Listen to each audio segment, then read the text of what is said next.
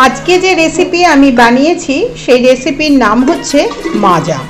মাজা আমরা সবাই বাজার থেকে কিনে খেয়েই থাকি, কিন্তু বাড়িতে কত সুন্দর মাজা বানানো যায় পারফেক্ট সেই রহস্য আজকে আমি আপনাদেরকে দেখাবো। কিভাবে সেই রহস্যজনক সুস্বাদু মাজা আপনারা বাড়িতেই বানিয়ে ফেলতে পারেন। অনেক সময় বাড়িতে আমাদের বাচ্চা কাচ্চারা বায়না করে থাকে বা গরমে তৃপ্ত হবার জন্য আমরা মাজা হাতের কাছে পাই না, কিন্তু আম আমাদের বাড়িতে গরমকালে সবারই বাড়িতেই কিন্তু থাকে। তাহলে দেখে নিন সেই রহস্যজনক মাজার রেসিপি। নমস্কার, আমি পারমিতা, আপনারা দেখছেন পারমিতার পাক। মাজা হচ্ছে গরমের একটা খুব ভালো লাগার খাবার। আমরা যখনই গরম লাগে মাজা খেয়েই থাকি, কিন্তু জানেন কি আসল মাজার রহস্যটা কোথায় লুকিয়ে আছে? আজকে জেনে নিই আমরা কিভাবে মাজা বাজারে বিক্রি হয় এবং তার আসল রহস্যটা কি। তার জন্য দেখুন এখানে আমি নিয়ে এসেছি একটা পাকা আম। আমি দুটো পাকা আমের ব্যবহার করব। এখানে এই যে পাকা আমটা আমি ছাড়িয়ে নিয়েছি, এর সাথে আরও একটা লাগবে কাঁচা আম। কাঁচা আমটা পুরোটা লাগবে না, এটা কিছুটা অংশ আমি খোলা ছাড়িয়ে নিয়ে নেব। এই যে দেখতে পাচ্ছেন মিক্সির জারের মধ্যে পাকা এবং এই যে কাঁচা আম যে মিশ্রণটা, এটা আমি খুব ভালো করে প্রথমে এই যে বেটে নেব। এবারে আমি এই যে পাকা আম এবং কাঁচা আম যেটা আমি বেটে নিয়ে এলাম, এটাকে আমি অল্প অল্প করে দিয়ে এর ভেতরে আমি অল্প অল্প করে ছেঁকে নেব এবং এর সাথে আরও বেশ কিছুটা আমি জল দেব।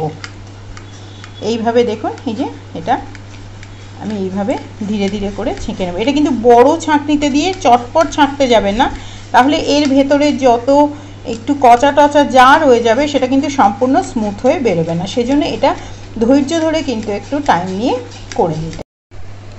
এই হচ্ছে সেই স্মুথ একদম যে রসটা বানালাম সেটা তৈরি হলো। এর সাথে এই রসটাকে কিন্তু পাতলা করতে হবে।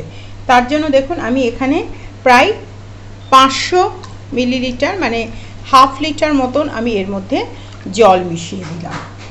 এটা দেখুন আরও পাতলা হয়ে গেল। জিনিসটা কিন্তু এরকম পাতলাই রাখতে হবে। এবারে চলুন গ্যাসে যাই। গ্যাসে যাওয়ার পরে ওটাকে কিভাবে প্রিপারেশনটা বানাবো সেটা দেখাচ্ছি। মাজা যেহেতু একটি কমার্শিয়াল প্রোডাক্ট, সেজন্য এখানে মেজারমেন্ট কিন্তু খুব পারফেক্ট হওয়া চাই, তবেই কিন্তু পারফেক্ট স্বাদটা আসবে।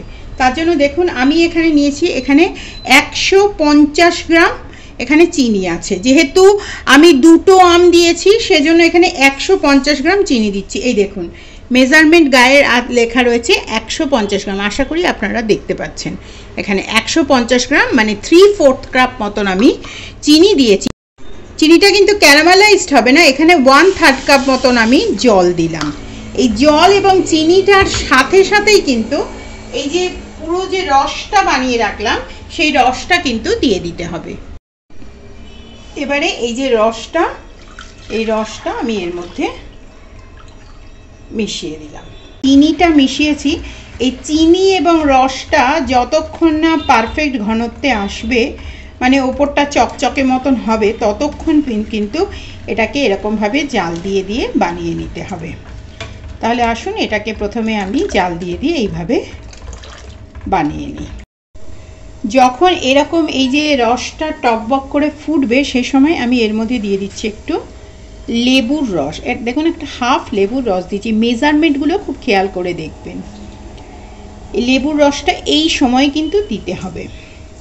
তার ফলে এই যে মাজার যে খাট্টা মিঠা স্বাদটা থাকে সেই স্বাদটা কিন্তু এর মধ্যে সম্পূর্ণভাবে বজায় থাকে। এই প্রসঙ্গে বলে রাখি, মাজা যে প্রোডাক্টটা আপনারা খেয়ে থাকেন ওতে কিন্তু কোনো রকম ফুড কালার মেশানো থাকে না। এটা কিন্তু মাজার একটা বিশেষত্ব। দেখুন পারফেক্ট সেই কালারটাই কিন্তু এর মধ্যে আসবে। দেখুন জাল দিতে দিতে দিতে দিতে কালারটা কেমন আস্তে আস্তে পাল্টে গেছে এবং দেখুন একদম মাজার যে কালারটা আসে সেই কালারটাই এসে গেছে। এবং এরপরে এটাকে আমি ঠান্ডা করতে দেব। এর ফ্লেমটা কিন্তু আমি একদম বন্ধ করে দিয়েছি, গ্যাস একদম বন্ধ হয়ে গেছে। এবারে আমি এর মধ্যে, এটা ঠান্ডা হবে কিন্তু এর মধ্যে আমি দিয়ে দেবো একটু ঠান্ডা জল, কারণ এইটা হচ্ছে একদম চিল্ড ওয়াটার ফ্রিজে। এই ঠান্ডা জলটা দেবার কারণ হচ্ছে এই যে আমি মাজাটা বানালাম, এই মাজাটা অনেক বেশি সলিডিফাইড হয়ে যাবে যখন এটা ঠান্ডা হবে এবং পারফেক্ট থিকনেসটা হবে। ঠিক সেই কারণের জন্য এরকম ছোট ছোট টিপস এবং ট্রিক্স পেতে আপনারা অবশ্যই পারমিতার পাকঘর আমার চ্যানেলটিকে সাবস্ক্রাইব করে আমার সাথে থাকুন, কেননা যখনই আমি নতুন রেসিপি দেব আপনাদের কাছে পৌঁছে যাবে আমার চ্যানেলের ইনস্ট্যান্ট নোটিফিকেশান, এবং তার সাথে সাথে আপনারা পেয়ে যাবেন এরকম ছোট ছোট টিপস অ্যান্ড ট্রিক্স যেটা আপনাদের রেসিপিটাকে করে তুলবে একদম পারফেক্ট। তো এটাকে প্রথমে আমি একদম নর্মাল টেম্পারেচারে ঠান্ডা হতে দেব। তাহলে আমার এই ছিল আজকের রেসিপি মাজা। আশা করি আপনাদের ভালো লাগলো। আগামীতে আমি আবার ফিরবো আরেকটি নতুন রেসিপির সাথে।